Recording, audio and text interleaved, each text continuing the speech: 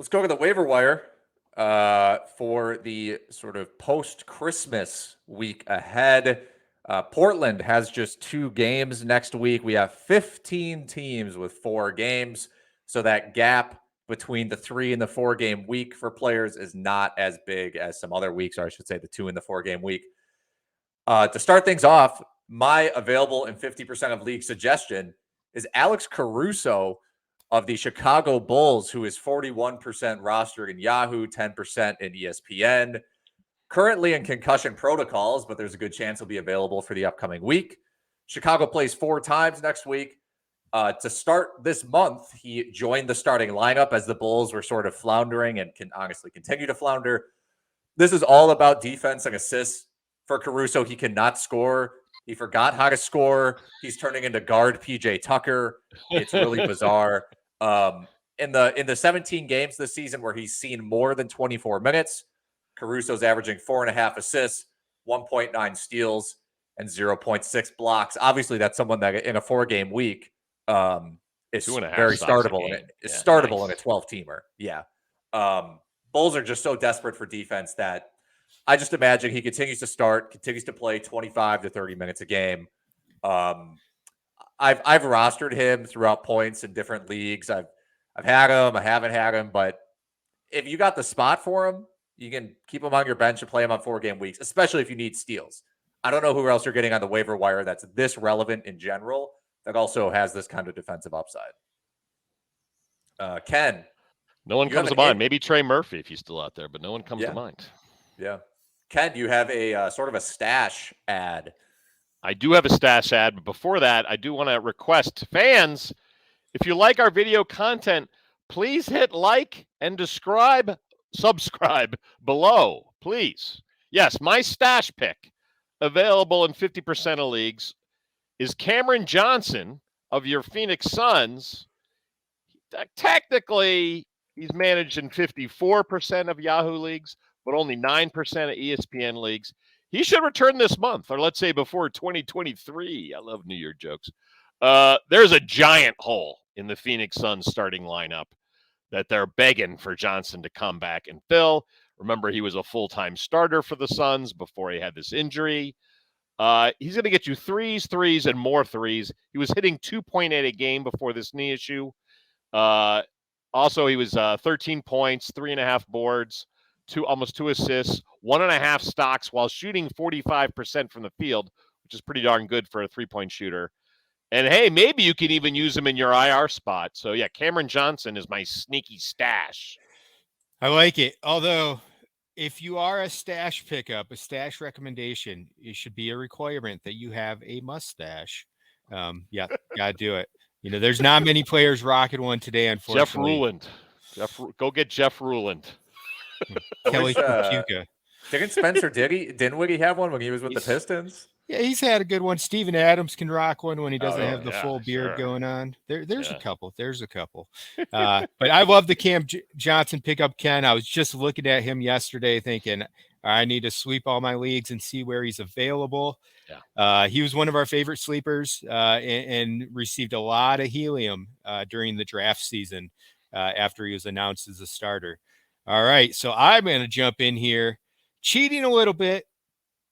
Thomas Bryant, Los Angeles Lakers, the starting center for the Lakers. He is 60% owned on Yahoo, but only 16% on ESPN. You know, Anthony Davis can be out a while, to be determined how long, but it could be until February. And Thomas Bryant's the guy that's going to be in the starting lineup, getting boards, getting blocks, doing all that good stuff for the Lakers until Davis does return or they find outside help from elsewhere. Over the past 4 games, Thomas Bryant, I referenced him as Davis earlier. Thomas Bryant is averaging 17.5 points, 7.8 rebounds, and only 1 steal. Not doing much on the blocks with blocks right now, 0.3 over the past 4 games, but he has the ability to swat some shots. He's been over 1 before in his career.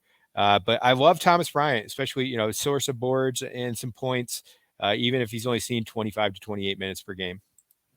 He was awesome with the Wizards before the injuries kicked in a couple of years ago. someone who's always been a great per 36 fantasy guy. This year ranks 53rd in per 36 numbers. So yeah, really good suggestion there, even for shallower leagues, like you mentioned, Shannon. I think you go 10-teamer, and Bryant's still viable.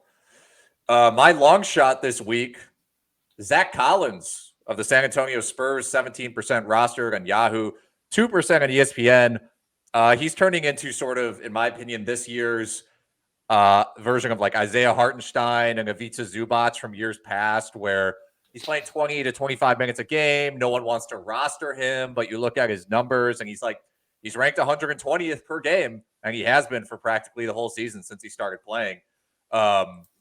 He's 33rd in per 36-minute value if you need any sort of nudge to add him as a stash if Jakob Poeltl ever gets traded or sat for the Victor Wembanyama sweepstakes. Since November, for Zach Collins, it's 9.3 points on 51% shooting, 7 boards, 3 assists, and 1.3 stocks. He's just been sitting around that range for a while. He's completely startable on 4-game weeks in a 12-team league. I think he's a must. We have our stake league that's 16-teamer. In my opinion, he's an absolutely no-brainer must roster in a 16-team league. I don't even think it's a question. He's just a fantastic per minute guy.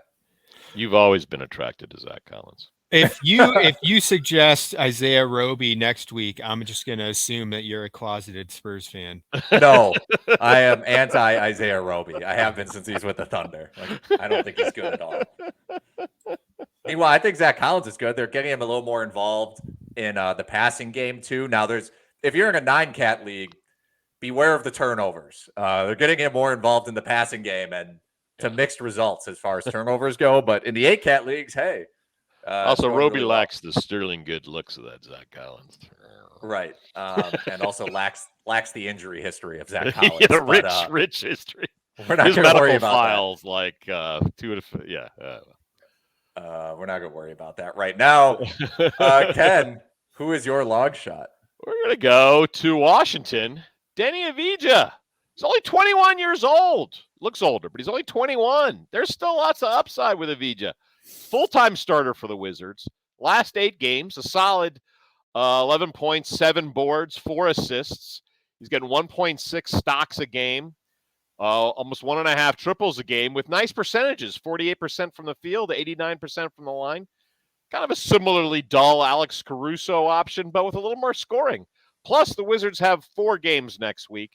This is not the sexiest waiver wire week, so Avdija and a 4-game count is a solid streamer for the week. Your boy Deni is what I always wanted Mario Hezonja to become. Yeah, oh, wow. Yeah. He's always what I wanted Jan Vesley to become. Ooh, oh, my goodness. Jan, there's a name from the Wizards' nightmarish past. I think he was. You know what? He was in the EuroLeague. He actually had a lengthy, good career in the EuroLeague. Needed Mama's home cooking, I guess, because he was terrible with the Wizards. And if Avdija goes down that path, my DC friends are going to hang themselves. But, by the way, Avdija I cheated a little also. He's owned in 35% of Yahoo leagues, 11% of ESPN leagues. Shannon, who is your long shot of the week? Long shot of the week. This guy is rostered in 20% of Yahoo and 2% of ESPN leagues. Aaron Nesmith, wingman for the Pacers. You know, Nesmith, Duarte's return can maybe cloud his upside a little bit, but I like the fact that Nesmith has started 4 out of the past 5 games, including back-to-back games. Even in Duarte's return last night, Nesmith played 28 minutes, had almost 32 fantasy points. Looking at the past 5 games, again, he started 4 of these. 27.6 minutes, 14 points, 5.8 rebounds, 1 steal, just under 1 block. And he's hitting 2.2 3-pointers as well. Solid percentages across the board for that 5-game stretch. Basically, as long as Nesmith is getting close to 30 minutes per game, I think he's worth a look in 14-team leagues and deeper. Yeah. Who is your suggestion, Ken? My dull suggestion of the week, I swear I haven't done this in the past. Marcus Morris Sr. of the Clippers. Clippers have 4 games next week. He scored 10 or more points in his last 7 games, and Marcus Morris